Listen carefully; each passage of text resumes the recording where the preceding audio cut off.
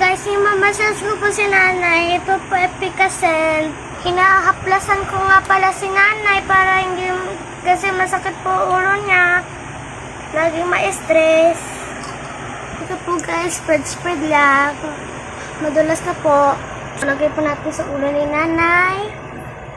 And ganyan. Guys, madilim na po kasi matutulog na po kami. Si tatay ko tulog na. Tapos ang nanay ko naman, inamassage ko. Bago matulog pa, panaginip na nagmamassage, pero nasa totoo pala. Maganda ang tulog ni nanay kasi maaga siya nagigising. Kaya lagi ko siyang minamassage tuwing gabi-gabi at minsan pagkatapos niya maglaba, lahat ng gawain niya, pagkatapos niya guys, minamassage ko siya sa chest at likod kasi masama po yung pakiramdam niya ngayon. Tsaka meron po siyang heart disease. Good night na po guys! Magpapahinga na po yung nanay ko para hindi na po siya mapagod. Bye-bye! Masaya ko siya ulit bukas pag